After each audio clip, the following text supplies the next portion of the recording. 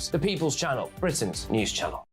People in Britain, they love free speech, but they also love fair play. I don't care if I'm speaking somebody from a trade union, from the Labour Party, somebody from the SNP. And I think the viewers like to see that actually we can challenge one another, but in a positive way. We think we ask the questions that people want to ask, and often we ask the questions that we wanted to ask in Parliament but never got the chance to ask. So join us every Saturday, 10 a.m. till noon on GB News, Britain's news channel. It's all about family, being in people's living rooms, all the interaction and getting to know who our viewers and listeners are. When I was young, my dad used to say, Nana, stop arguing. I wanted an outlet that would enable me to give my opinion. People are going through a really hard time right now, and I know that you don't feel like you're being listened to by the establishment. I came to GB News because it's the People's Channel, and I want the audience to have their say on the events of the day. We're dynamic. We do something different. Democracy shows that the wisdom of the nation is in its people. I get to travel to find out what the story is from a personal perspective. The British people aren't fools. We know when we're not being told the full story. We've got to work out how Britain moves forward from this. It's the best country in the world. The establishment had their chance. Now we're here to represent your views. Britain's watching. Britain's watching. Britain's watching. We're proud to be GB News, The People's Channel, Britain's news channel.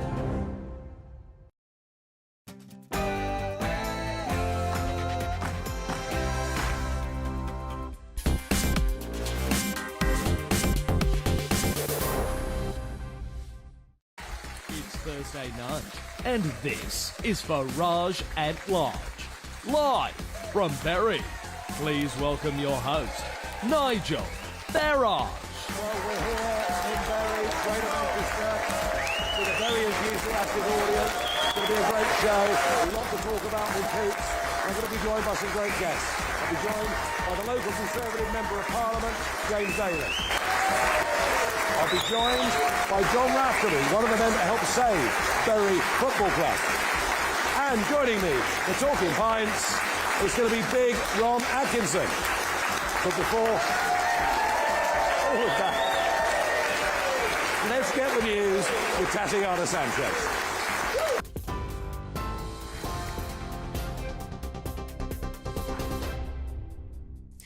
Nigel, thank you and good evening. This is the latest from the GB Newsroom. The CEO of Coutts Bank, Peter Flavel, has stepped down with immediate effect. Its interim boss said the resignation was agreed by mutual consent and is the right decision for Coutts and the wider group. Mr Flavel says that in the handling of Mr Farage's case, the bank had fallen below the high standards of personal service. He's also said he bears full responsibility for the poor handling of the Farage case. In response to his resignation, Farage says it was only a matter of time. It follows the resignation of former CEO of the NatWest Group, Dame Alison Rose, who could be in line for a £5 million payoff.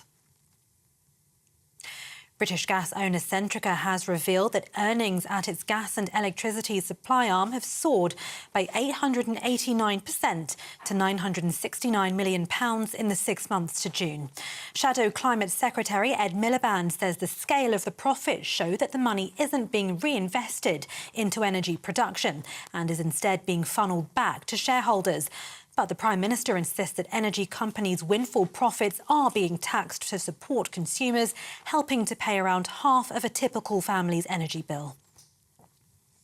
Tram operators have been fined a total of £14 million over the Croydon derailment, which killed 7 people. Many more were injured when a tram carrying 69 people derailed near the Sandyland stop in November 2016. Transport for London and Tram Operations Limited have accepted failing in their health and safety duties. Mr Justice Fraser told the court this was undoubtedly an accident waiting to happen.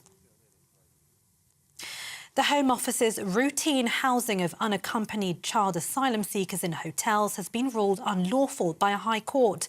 The charity Every Child Protected Against Trafficking launched legal action after claiming the arrangements are not fit for purpose. It was ruled unlawful as the power to place the children in hotels may be used on very short periods in true emergency situations. And finally, no medical cause has been given for the death of Irish singer Sinead O'Connor, who was found unresponsive at her home in London yesterday. An autopsy will be conducted, with the results expected to take several weeks. The 56-year-old's death is not being treated as suspicious. TV, online, DAB+ radio and on TuneIn. You're with GB News. Now it's back to Farage.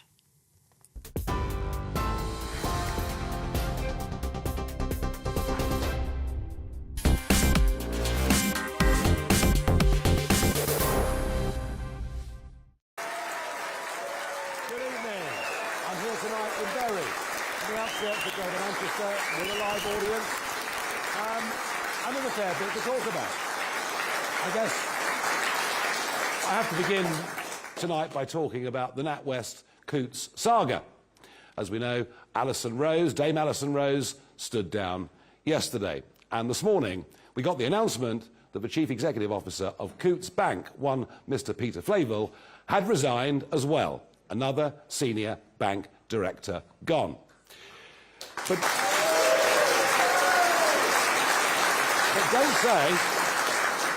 don't say I didn't warn you. After my account was closed down without any reason given, I contacted Flavel as the boss to say, what the hell's going on? I've been with this banking group for 43 years. I've never caused you any problems. He didn't even have the courtesy to give me a reply. He just got a senior staff member to ring me. A few weeks later, in early May, I sent him this email, which you can now see on your TV screens. And I said, thank you for getting Camilla Stoll to contact me, etc. I said, at the moment, I can't find any bank accounts, and therefore, on the day that you close me out, I will turn up at the bank with a security van and collect the money in cash from you.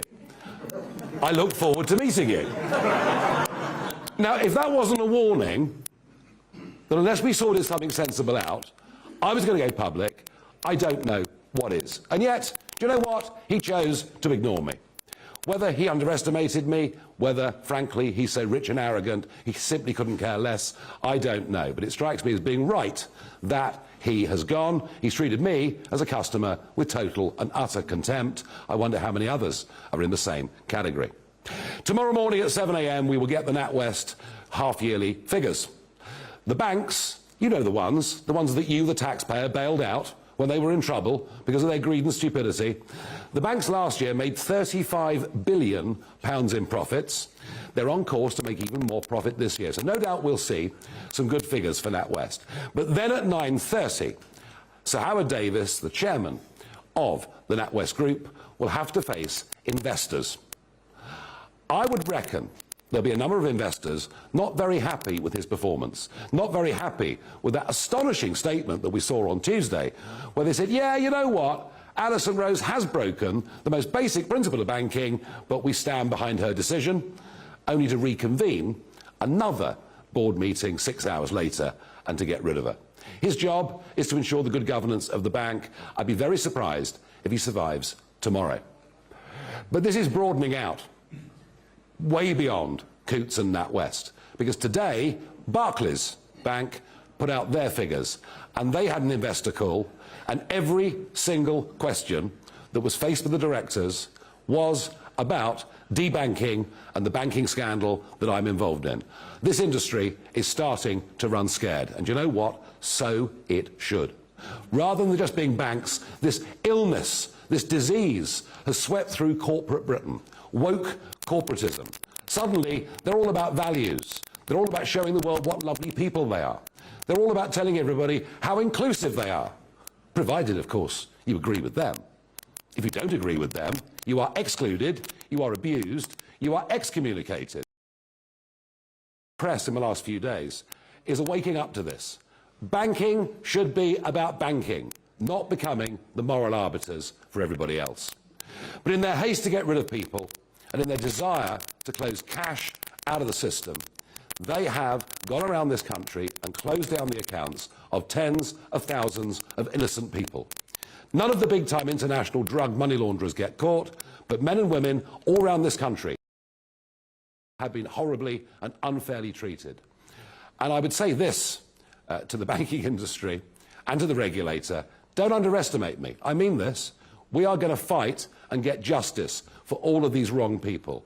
I'm going to launch that website in a couple of days' time, and I'll ask anybody whose bank account has been suspended, whose bank account has been closed, to get in touch with me, and we're going to form a very, very powerful lobby group. We're going to get the rules on banking changed. We're going to get the politics out of banks and building societies. Don't underestimate me, just watch me over the course of the next few months. Now,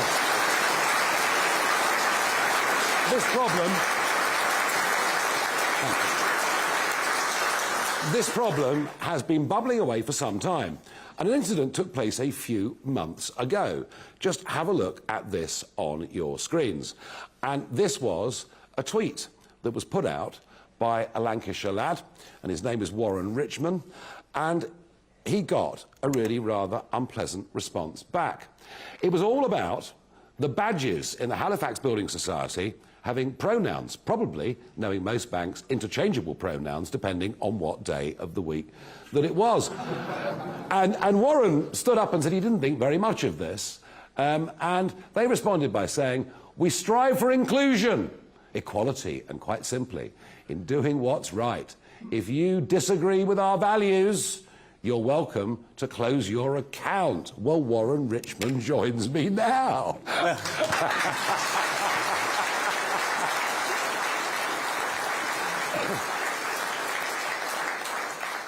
Well, they backed down very quickly when I said I'm going to have to take my overdraft elsewhere. But this was the first time I'd seen somebody close down for values. You see, I was the same. I didn't align with the bank's values. How did you feel when you were treated like this? I think it's very shabby. I just feel that these companies, these government departments, should concentrate on what they've been set up to do. I've no problem with companies making profits, because that's what they should do. What I do have an objection to is companies who've got pension funds invested in them, frittering away money with, on BLM month and all these gimmicks just so they can say, look at me, how wonderful I am. Yeah. Virtue signalling. Virtue signalling. Yeah. Do you think, Warren, and I was, when I saw your case, it was part of that thought process that in the end made me go public on my situation. Do you think we can turn this tide around? Well, we can, but it goes deeper than the government departments and the corporates. It starts with the government rolling back on this nonsensical environmental, social and governance, which, aligned with the likes of Stonewall, who are nothing but flat-track bullies, by saying to people, if you don't go along with this, you're a racist. Yeah, yeah. And I'm sick to death of being called a racist because I had the temerity to take part in a democratic vote when I was asked, do you wish to stay in the EU? Yeah. And I'm branded a racist because of that. Well, 17.4 million people are not racist. They just wanted to be governed by the people who they voted for. Well, I've got to tell you, Warren, you've just spoken up for those 17.4 million. Ladies and gentlemen, give him a hand for his guts and his courage. Thank you very much. And you see,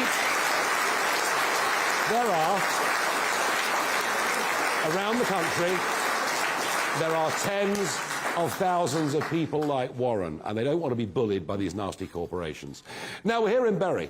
It's one of those towns where the result of the next election will tell us whether we get a Labour or Conservative government. Back in the early 80s, the big Thatcher landslide, both of these seats went Conservative. For most of the intervening years, they've been Labour. In 2019, they became Conservative again. We're in Brexit country, but not dissimilar to the rest of the country. It's a 54-46 constituency. Now, current Member of Parliament here is James Daly. And James, you have a margin of victory that is about the width of a cigarette paper, isn't it? Well, it's 105, Nigel, and I love all of them dearly. Well, I'm sure they all had Christmas cards. James, yeah, it is literally a very thin majority. We have, if you believe the latest polling in the so-called Red Wall, where we are, Labour are 18 points ahead, and polling is not always accurate. You've highlighted one particular issue very strongly. We're a long way from Dover here, and yet you believe that the impact of what's happening in the English Channel is really upsetting this town, yeah? I think it's upsetting the country. I think we want a fair immigration system. I think what politicians forget, the Brexit vote and the 2019 general election was a vote in favour of a certain set of principles. And when people talk to me about the Brexit vote, they get very highfalutin terms about, you know, all sorts of things. To me, and the thousands of doors that I knocked on prior to 2017, prior to the Brexit vote, it was about immigration. And we have to have an immigration policy that is fair, but that is reflective of the concerns of the people that I represent. I keep hearing that, but not much seems to change, does it? Well, I think this Prime Minister is doing things that we should have done 3 or 4 years ago. The illegal migration bill is very much a step in the right direction. We have got some challenges in respect of net migration numbers, where I think we would... Challenges? Listen, Nigel, I'm a politician. 1.2 million people were allowed to come and settle here last year. Yeah, and we probably haven't got enough time to go into the reasons for that. But I think that whatever they vote in Brexit and in the 2019 general election, it wasn't to increase the population to that level. No. And therefore, I think there are ways, which in the ongoing debate with the government, where we can bring those numbers down and try. My job, at the end of the day, is to highlight and to state what a lot of people in my constituency believe, what I believe. You know, there's lots of people here who aren't just from Bury. They're from northern towns. So I've just been talking to some guy from Burnley. Yeah. It's the same everywhere, Nigel. And that's what people like me are here to do, to put forward that voice. We're a million miles away from Westminster. We're a million miles away from the decision makers down there. I'm not talking about the government necessarily. I'm talking about some of the things you're talking about. You know, these alleged value-driven organisations like the BBC, like these banks, they're trying to impose a way of being, a way of thinking, a set of values, which a lot of people in my area are completely and utterly alien. And so it needs MPs like me, at least I may not be here for very much longer, but for the time that I'm here, I'd like to speak out and to say what I think is correct and what I think is best for the people that I represent. Yeah, no, well, that's the right thing. It's exactly what MPs should do. This banking issue, have you as an MP had examples of your own constituents suffering through the actions of the banks? I haven't. Not in the sense of what you've been talking about. Sure. But it is genuinely appalling. I mean, when we get into the situation where somebody's political views are shaping whether a bank account is offered to them or not, we're in a dystopian world. You know, if people have beliefs which are not against the law, what on earth is it for any organisation to judge people on those beliefs? These are public companies. It is complete insanity. And what I do agree with you completely is this woke capitalism, this trying to impose a set of values that matters more, whilst also making billions at the same time and giving themselves huge bonuses and pay rises, but trying to say that, you know, if you don't believe in, you know, if you are a Brexit supporter, if you don't believe in the whole of net zero stuff, if you don't believe in climate change, if you don't believe in all of these things, you somehow, you know, not worthy of taking part in the national debate. There's a lot of people in my constituency who have real concerns about all of those issues. Yeah. If I want to go to somebody for values, I'll probably go to an archbishop, but probably not the Archbishop of Canterbury. No, but I'll be certainly going, you know, the idea that banks can lecture anybody on a certain set of principles and morals that you have to abide by to give you a bank account, we're in a very, very strange world. Oh, sorry. Are you part of the fight back? Because I think we have to fight back against this, don't we? Oh, God, we're always part of the fight back. I mean, every single week and every single day, there are new issues that are turning up. The next general election, quite rightly, people have criticised, you know, my party in terms of some of the things that we've done. But some of the major social issues that are going to define our country for decades going forward, that's what's at stake at the next general election. And in terms of you and others, you know, highlighting what's happened to you, this is so important. The Labour Party were very, very quiet, Nigel. Very, very quiet, you know, in terms of you know, what happened to you. And if we get into a situation where, and we see it on social media, people on the left, Nigel, think that the actions, or a lot of people on the left think the actions of the bank were justified because they don't like you. Yeah. And that is we're in a very, very bad situation if that's the case. No, I agree with you. Sir Keir Starmer did come out and say what was done to people was wrong. Yeah, but that was after, like everything else. That was 3 weeks later, wasn't it? Yeah, captain hindsight is what some would say. James Daly, thank you very much indeed for joining us. In a moment, we'll talk about Bury FC, a football club that looked to be dead, but is now back. And it's a good news story. We need more of them. See you in a minute. Sorry.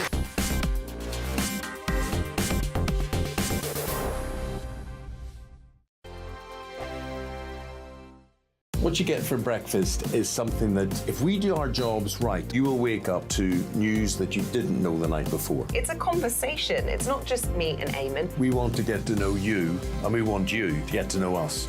From 6, it's Breakfast with Eamon and Isabel. Monday to Thursdays on GB News, Britain's news channel. Westminster is going around in ever-decreasing circles, followed by the media. Britain is broken. How on earth did we get into this mess? But more importantly, how do we get out of it? Join me at 7 p.m, Mondays to Thursdays on Farage, here on GB News. We will have open, rational debate. We've got to work out how Britain moves forward from this. Join us here on GB News, the People's Channel. Britain is watching. When the news happens, it happens here. And really important breaking news. Breaking news this morning. On TV, radio and online, the news starts here on Britain's Newsroom. All the biggest stories and the answers that you need from across the UK and beyond. Join Britain's Newsroom from 9:30 on GB News. The People's Channel, Britain's news channel. Join me, Patrick Christie's, Monday to Friday, 3 till 6. We tackle the day's news agenda like you've never seen before. It's high tempo, high octane, the most controversial topics and the best guests. You will not be able to take your eyes and ears off it. I'm not afraid to ask the questions that you really want answered. 3 till 6 p.m, Monday to Friday on GB News, the People's Channel, Britain's news channel. People in Britain, they love free speech, but they also love fair play. I don't care if I'm speaking somebody from a trade union, from the Labour Party, somebody from the SNP. And I think the viewers like to see that actually we can challenge one another, but in a positive way.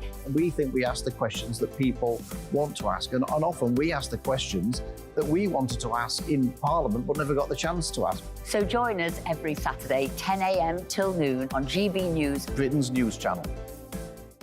It's all about family, being in people's living rooms, all the interaction and getting to know who our viewers and listeners are. When I was young, my dad used to say, Nana, stop arguing. I wanted an outlet that would enable me to give my opinion. People are going through a really hard time right now, and I know that you don't feel like you're being listened to by the establishment. I came to GB News because it's the People's Channel, and I want the audience to have their say on the events of the day. We're dynamic. We do something different. Democracy shows that the wisdom of the nation is in its people. I get to travel to find out what the story is from a personal perspective. The British people aren't fools. We know when we're not being told the full story.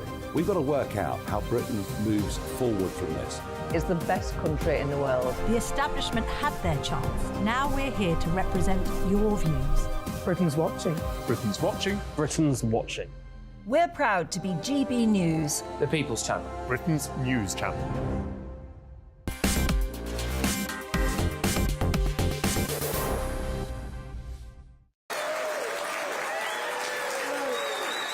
Television, you listen to radio, and really everything that we get is a bad news story. It's kind of like good news doesn't really make news. Well, right now, good news is going to make news because this town has had its football club for many, many years. Not so long ago, it went bust. It looked to be all over, but it has been saved. Yes, Bury FC is going to survive. And representing the supporters club tonight with me is John Raftery. John, welcome to...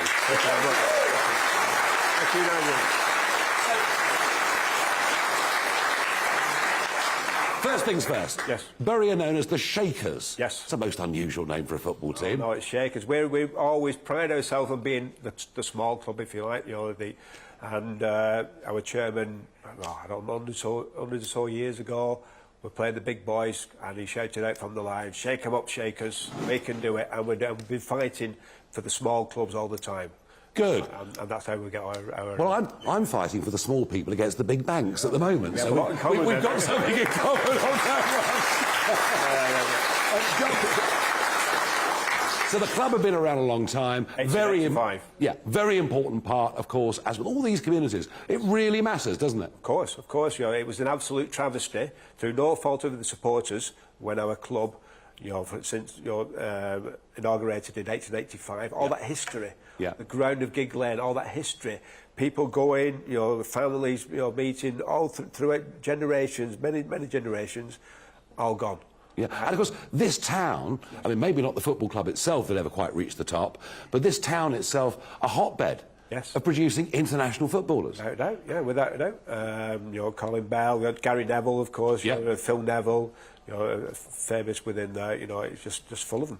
Kieran Trippier, late, all that. Yeah, England player, yeah. Bottom lad, all that. Yeah, I mean, you produce great footballers. So what wrong? What went wrong? Why did it go bust?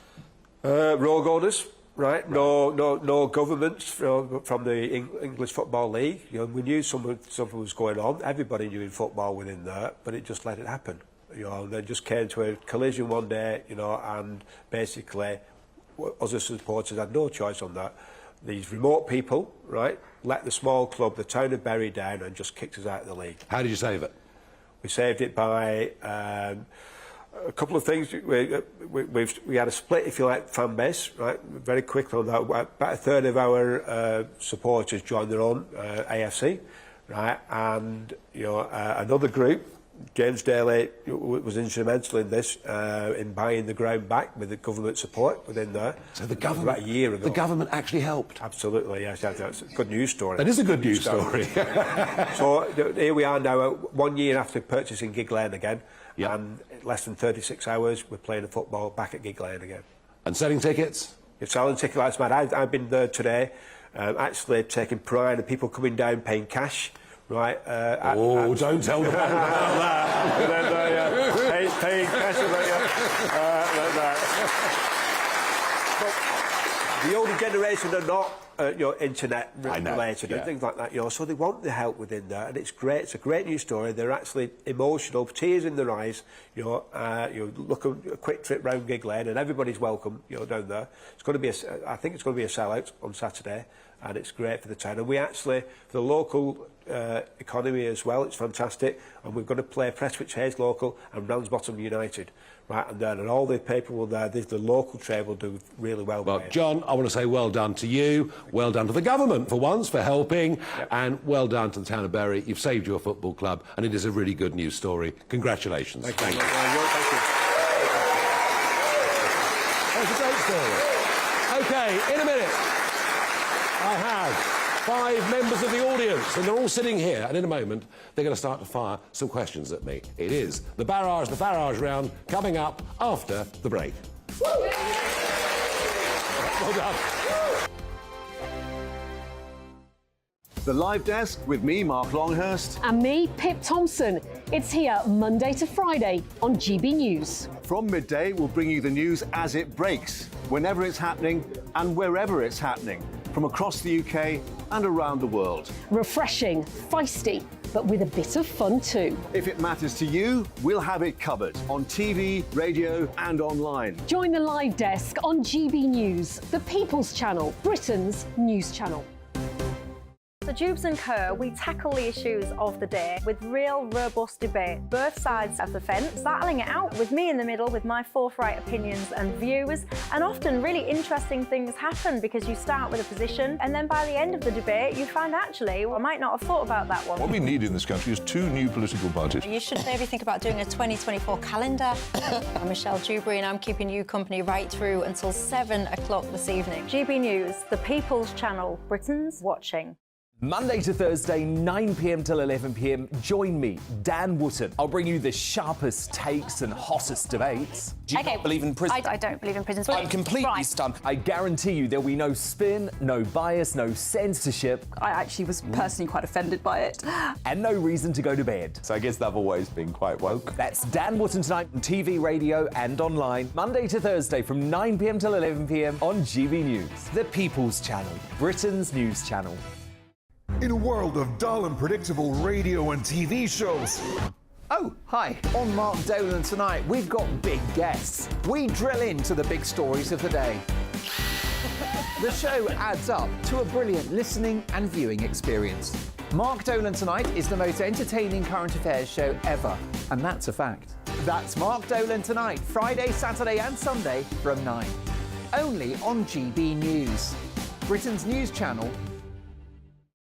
Like all families, we have arguments every now and then, but actually we agree on what the mission of GB News is, and that's the most fundamentally important thing. GB News provides the kind of platform that lets all voices be heard. We don't hold back. We're free to say what we really think. Just because some people who live in a tiny little Westminster bubble think that their particular story is important, that's not the most important story for me. And often there will be difficult stories, stories that you won't find on the establishment media. Because what people think in the north of England may be very different to what they're thinking in the home counties. We're going to carry on telling the world what life is really like for households up and down the UK. We love to be in your car, in your kitchen as you're having your breakfast. Whatever you're doing, you are part of the show.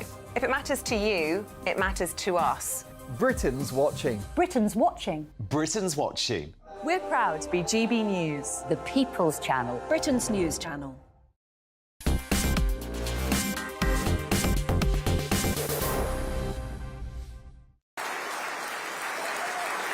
OK, it's now the turn for the audience. It's the barrage round. They fire questions at me. I've no idea what they're going to ask. Could get a question about banking, I think, but you never know. Let's see. Elizabeth, good evening. Good evening. Welcome to Ramming. Thank you. We've got a couple of businesses in Ramsbottom. We've got an MMA gym. We also have an AI company as well.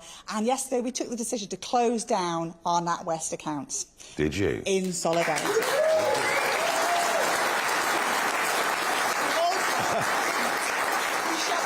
PayPal accounts when they closed down the free speech. We've also stopped using Just Giving because of the way they treated the Canadian lorry drivers. Yeah. Is this the start? Is this the start of the people's movement? Can lots of individuals doing little things actually have a big impact? It needs a lot of individuals doing little things, but each one counts. It's rather like, if you ask James Daly, the more letters he gets or the more emails he gets from constituents on a subject, he starts to think, oh, well, actually, there's quite a few people out there think this way. Yeah, I mean, look, I in terms of the debanked, I'm going to launch this website next week and try and get them all together to become a powerful voice. So clearly, collectively, we can do more than we can individually. But individually, yeah, if lots and lots of us do it, we can make a difference. And clearly, Elizabeth, you've taken a very principled position on all of these things. I do hope you've got other bank accounts open. Oh, yes, we've moved to this new one where you get FSC protection on all of them for 85,000. You put it, or it's called Flagstone, you put it in one and you just drop it into all the other ones. Right, well, there you are. Well, we better have a chat afterwards. But no, but no, listen, you've taken a very principled position. I admire you for what you do. Yes, it does make a difference, but it's going to need a lot more people like you and I making a stand. But I think it can be done. I actually think this tide can turn, and it blooming well needs to. Thank you. OK. Martin. Good evening. Good evening. Excuse me while I put my wife's glasses on. That's all right. Christian Waitford, MP for Bury South, was elected as Tory MP. He then became a turncoat, I'm being kind saying turncoat, and moved over to Labour. Why didn't he do the right thing and resign his seat? He was elected as a Labour MP. He wasn't elected as a Labour MP, but continued to take his large MP wages and all the perks that come with it. Why is it allowed? Why can't we say, no, we want a by-election? I think if you asked James Daly for an answer to that, you get a very robust one indeed. I know he feels very strongly about it. Look, there are times when parties disintegrate. There are times in history when things change between the moment you get elected and the next election. A war may break out. There may be circumstances in which changing party is acceptable. But this clearly wasn't in any way at all. It was perfectly obvious why he'd won that seat. And again, very small majority, a bit bigger than James's, but not by very much. Content for the constituents who voted him as a Conservative, really. I know. Look, I think it's a disgrace. I think there's a lot of our political system that needs to be amended, that needs to be changed. We do at least now have the right of recall. If an MP's done something wrong and been suspended for a period of time, we can, the people, sign a petition and get a by-election. That's a step in the right direction, but we're not there yet. You're obviously very angry, Martin, about this. Yeah, I am, because he's not voted in as a Labour. Why should he continue to serve the people when he wasn't elected as a Labour MP? Yeah, no, look, he was paraded in Parliament by Keir Starmer, wasn't he? Just for PR. I'm sure many people think that way. How many people in this room think that Wakefield should have caused a by-election? Hands up. Yeah, pretty much everybody. Yeah, pretty much everybody. No, look, Martin, you're absolutely right. The fella's behaved like a complete disgrace, and let's hope he never goes back into elected politics ever again. OK, next up is Andrew. Hi, good evening, Nigel. It's wonderful to be with you tonight, and thank you for everything you've done for Brexit. I'm a huge supporter and admirer, as I know everybody else is in the room this evening. So thank you. On to the question. Yeah. yeah, please.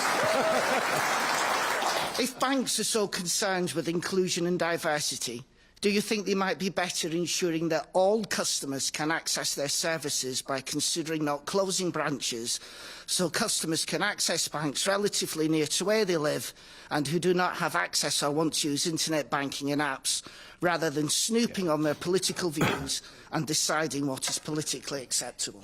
John, I think on the snooping on, or sort of Chinese-style surveillance that was put on my account, but could happen to any of you, because if they do, and they're talking about doing this, using keyword searches on people's social media, well, then we become communist China. I mean, you know, then we head towards a social credit system where you can't play a full part in society unless you go along with the accepted wisdom of the day. More generally on the banks, I touched on it earlier, we bailed them out, our taxes went up as a result of it. The reward is to close branches and treat small businesses that take cash with absolute, complete and utter contempt, and to close down tens of thousands of accounts with no good reason whatsoever. I'm going to use this word. It's a scandal. We are living through a banking scandal, and it's been my honour to blow the lid off it and to start a national debate on it. John, the whole thing is dreadful, and I think we need cultural change within the banks, namely not to be political organisations, campaigning organisations, but I also think we need legislative change. There's a bunch of legislation in that is trying to stop the international drugs gangs from laundering money, all right? And we get that. We know why those laws are in place. But they're bad laws. They're badly thought through. I watched lots of them come through the European Parliament in my happy 21 years over there. Well, I had more fun than they did, I want to tell you that. And it's misapplied in Britain with an overzealous level of compliance, and so we need legislative change as well to bring some common sense back into the system. The banks have behaved terribly, and I'm going to make sure, Andrew, they don't forget it in a hurry. Fantastic. All right, thank you. OK. Next up, John. Good evening, John. Nigel, pleasure to meet you, Nigel. It's been mooted about you taking some sort of a role in the Conservative Party. Really? Let's face it, they need you. Would you be interested in that? And what sort of role would you like in that?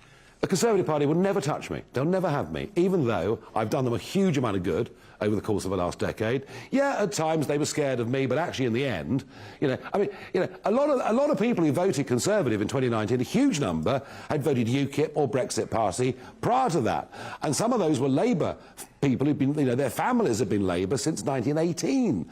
And I was the gateway drug, no laundering, but I was the gateway drug for many of those voters. But no, this Conservative Party, there are local MPs. I mean, James, to be fair to James, does actually stand up and say what he thinks on things, which is a good thing. But the Conservative Party are not a Conservative Party. They are a big state, high-tax, social democrat party. They wouldn't touch me with a barge pole. So, John, it ain't going to happen this side of a general election. And I think our choice at the next election is between, what type of social democracy do you want? The differences between the two, I don't see as being particularly fundamental. I think the Brits are being shortchanged by it. Brexit gave us the right to govern ourselves, but it also gave us the right to misgovern ourselves. And right at the moment, the latter appears to be winning, but we will sort it out in good time. Thank you. And Steve.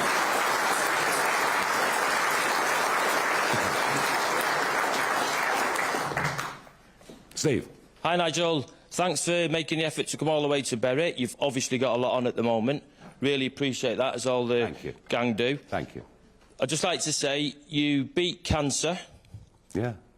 You survived being knocked over by a car. Mm. You survived a plane crash. I need to drink somebody. I can't cope with all this. You survived a plane crash. You took on the European Union and won. You took on the UK Parliament and won. Against all the odds, you won the Trick Award. Yeah. I know.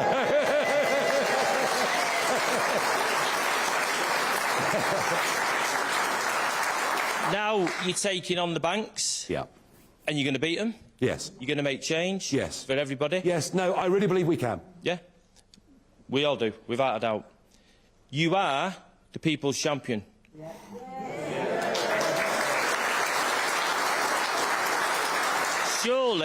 Surely now it's time for Sir Nigel Farage. Well, what do you think, Nigel? What do you think? Do you know what, Steve? I don't need baubles. I don't need bangles. I don't need honours. I don't need decorations. Do you know what I get? Every day, when I go about my life, you know, I go to the petrol station or maybe pop in a pub occasionally or whatever it may be, and I get people like you coming up to me and saying, thanks for what you've done, we believe in you, and you know what? That matters a lot more to me than any honour, title, decoration or sitting in the House of Lords. Thanks for what you've done. OK, that's the end of that section. In a moment, we're going to have Talking Pints, and sitting in the chair with me is going to be big Ron Atkinson. All of that in just a couple of minutes.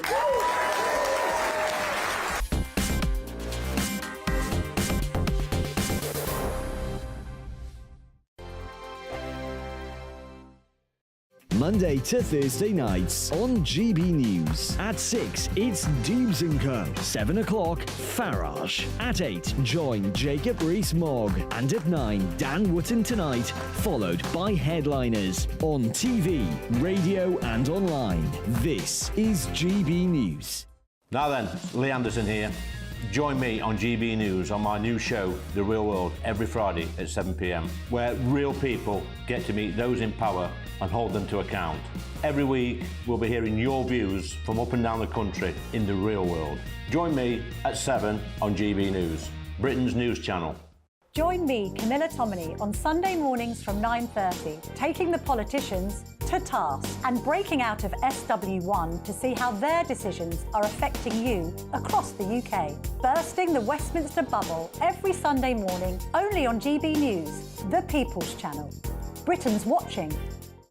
Join us every night on GB News at 11 p.m. for Headliners, which is 3 top comedians going through the next day's news stories, which is exactly what you need, because when the establishment has gone crazy, you need some craziness to make sense of it. So join us 11 p.m. every night on GB News, the People's Channel, Britain's news channel. I'm Andrew Doyle. Join me at 7 o'clock every Sunday night for Free Speech Nation, the show where I tackle the week's biggest stories in politics and current affairs with the help of my 2 comedian panellists and a variety of special guests. Free Speech Nation, Sunday nights from 7 on GB News, the People's Channel, Britain's news channel. Every Sunday from 11, join Michael Portillo. There will be topical discussion, looking at the week before and the week to come. So kick back and relax at 11 a.m. on Sundays on GB News with me, Michael Portillo. GB News, the People's Channel, Britain's news channel. I joined GB News because I was sick and tired of not hearing my views being represented, not just mine, but so many people that I knew and spoke to. I just couldn't get my voice out there. I couldn't say anything. I couldn't do anything. Whatever the narrative was, I kind of had to follow it. GB News is there to provide a voice for those who have been ignored by the establishment media. We think different things, we've got a different style. GB News is here to be optimistic and positive about the future. It's real kind of dynamic and flowing, with the audience very much at the heart of it, like a big family. Here at GB News, we talk about the things that matter to you. Hearing the voices from right across our towns and cities, especially our towns. All sides of the argument represented with a heavy dose of opinion. We're on a mission here to make a difference. And the GB News family really is here for you, and whatever time of day you can watch or listen. Britain's watching. Britain's watching. We're proud to be GB News, the People's Channel, Britain's news channel.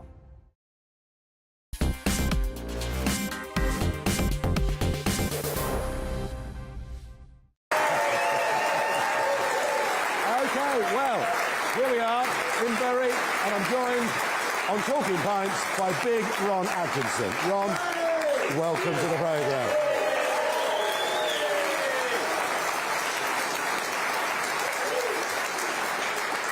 Well, clearly, Ron Atkinson, really rather popular in the Greater Manchester area. I wonder why. We'll come to that in a moment. Now, Ron, as a footballer, you were known as the Tank. Was this because of your subtle style? A mate of mine said it's because I couldn't turn quickly in the sand. I think it was something to do with the way I played. Right, yeah. Aggressive. Yeah, that surprises me. It really does. Ron, what do you think about it? You know, the career of a professional footballer. It's a very short period of your life, really, isn't it? It is, but, you know, I said I left school at 15. Yep. I've never worked since. You know, because, you know, I had a way of life that I've enjoyed doing. It hasn't been a chore to have to get up and think, oh, I haven't got to go and do that again today, have I? No, and you made that transition into being a manager and a successful manager, and I think we kind of know what the attributes are of a good player, but what is it that makes a good manager? I think basically you've got to have the ability to deal with people. I had two basic principles. One was I would always treat players the way I wanted to be treated as a player. That doesn't mean to say you've got to curry favour with them. Sometimes you've got to tell them harsh facts. And B, no player could ever play badly for me, providing he was attempting to do the job. He may not have always played well, yeah. But if he was, for argument's sake, say he was a striker and he was missing chances, providing he was still going in there to have a go for them, you'd put up with it. Not for too long, I might add. But those are two basic principles. And were you a disciplinarian? To a certain extent, yeah. There's various ways of discipline. I didn't want people coming into training. I like people to come in with a smile on their face and be enthusiastic and enjoy it. I didn't want to make it like a war of attrition when they came in, which does happen in certain clubs, you know, managers. And I would sooner have like an hour and a half or an hour and a quarter, high intensity. In fact, one of my coaches once said to me, "You're the only coach that doesn't believe in breathers." I wanted everything high tempo from the minute they started till the minute they finished, rather than a couple of hours dragging it out. You know, I wanted it played, trained at a high level and a high intensity. Now, you went on to manage some, you know, great clubs. West Bromwich Albion, you were the first top-flight manager to have 3 black players in the team, which I remember at the time was a really big deal. And, of course, you know, Manchester United, there you are. I mean, one of the biggest football club names in the world. How did that feel? It was great, but you've got to go back to the fact, when I actually left West Brom, we actually had a much better side than the side I inherited at Man U. I mean, people, because of the success, I mean, I always say, like, Fergie was there 26 years, I was there 5 years, and, you know, between us, we won something like 50 trophies. The fact that he won 49...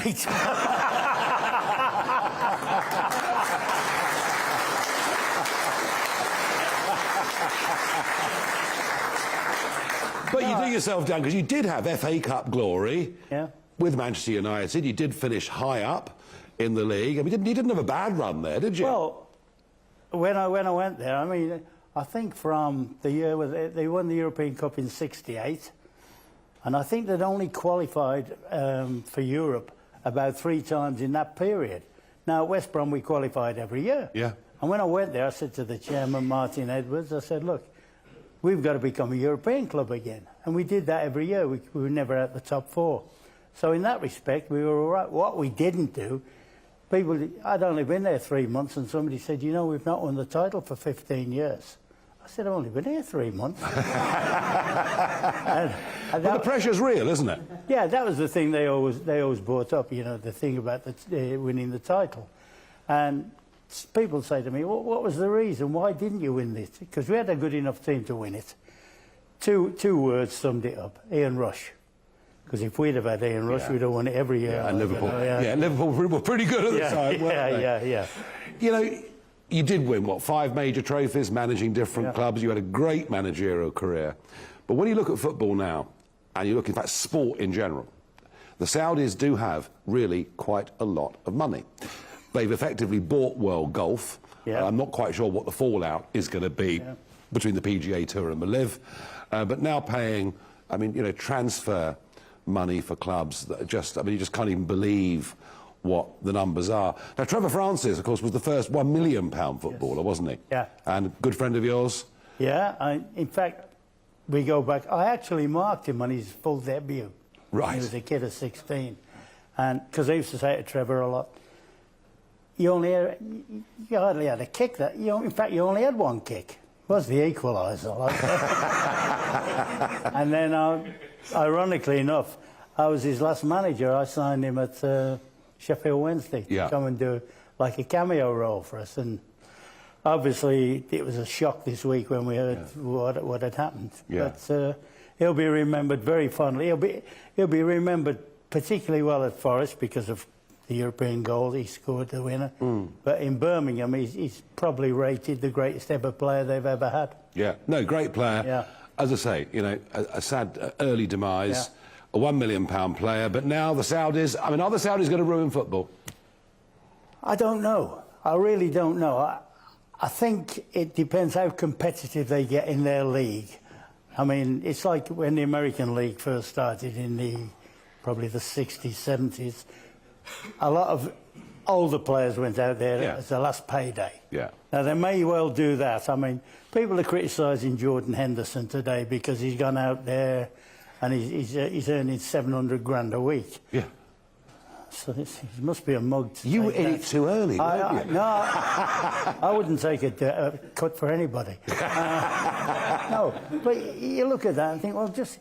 And you'll know this better than me. Haven't we been dealing with the Saudis for years, sort of selling them planes and arms and things like that? Of course. So why does sport always get singled out when it's something like that, as opposed to the general business world who've been dealing with the Saudis for ages? No, I get that. I just wonder whether in the end, if there's too much money in sport, it can destroy some of the ethos of it. Well, it could do, but of course, this is where the Italians, the Spanish, have been worried about our Premiership because there's that much money in the Premiership now that they've been complaining. But somehow or other they've survived, and now there's another challenge from where I think the Saudis will struggle is they haven't got a competitive enough football league. I mean, it's never going to be compelling viewing, is it? Unless they buy. Everybody. Manchester City and block them. Well, Manchester United and block them. I mean, who knows? Who knows? Yeah. Ron, your TV career, you know, great TV career, and then one horrendous moment, you know, a scene of foul-mouthed abuse, the N-word, not good. Did that feel like the world was about to fall in upon you? Well, I didn't even know it had happened, and neither did anybody else in this country. So it happened. Yeah. But I got over that, you know. Didn't you? I was wrong. You did get over it. Yeah, I was wrong, but it came at a time in my career when, all right, if it had happened earlier, who knows? But it happened, and so I got on with things because I know what I am, and I know what I'm, but I wasn't supposed to be anyway. And it was a lot, but you took some real stick. Well, I did, but I had a lot of people stick up for me as well. Yeah. A lot, including a lot of footballers and players that you knew. Including a lot of black players. Yes, exactly. Yeah. No, exactly. But, you know, I've moved on from that now, to be fair, Nigel. Yeah, I wonder in the modern world whether you get over it as easily. I think we're more judgmental now than we were then, but you did, and you go on. I was the first. I was the one they set up. I think you probably were. And you went on to do, you know, all sorts of different things on television. Big Brother and goodness. Why did you do all that for? Money.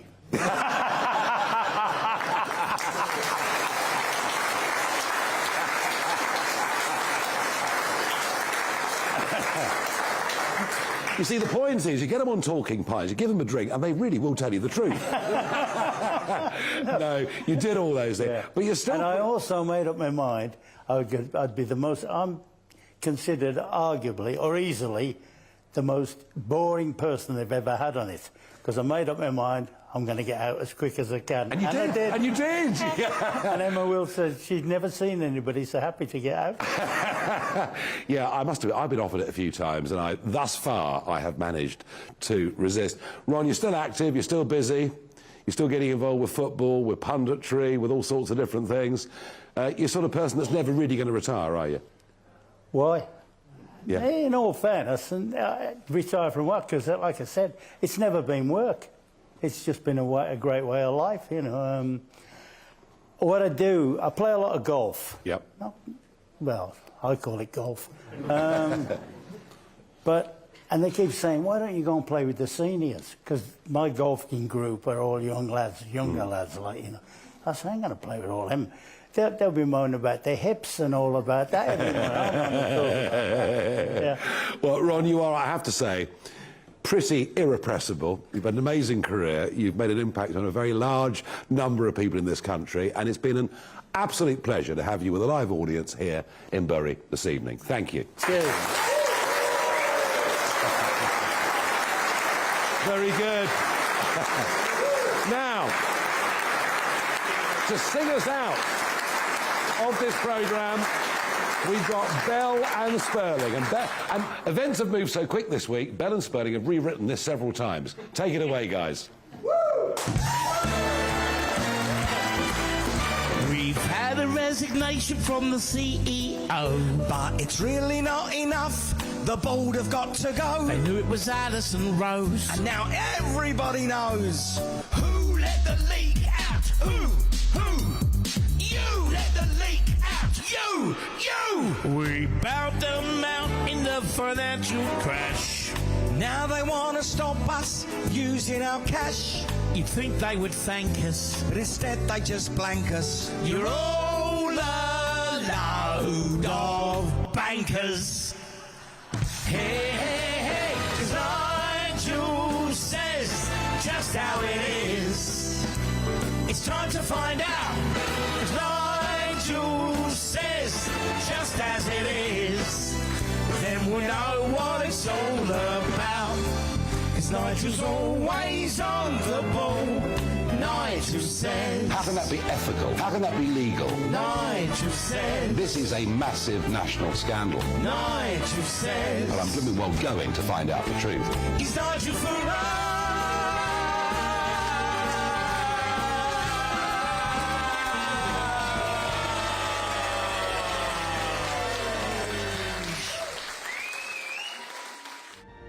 The temperature's rising. Boxed Solar, proud sponsors of weather on GB News. Hello there, I'm Jonathan Vautry here with your latest GB News weather forecast provided by the Met Office. Now, there's been a fair amount of cloud around today and we are holding on to that into the overnight period as well. A lot of cloudy skies, some clear spells trying to poke their way through, but the cloud definitely the dominating weather variable. The cloud will be thick enough for some outbreaks of drizzle throughout the night, some longer spells of rain for north-east Scotland as well. For Northern Ireland, south-west Scotland, a few clearer spells developing, and it's here where temperatures will drop down a little bit more, but elsewhere underneath that cloud it is going to be another humid, muggy night, no lower than 15-16 degrees Celsius in some towns and cities.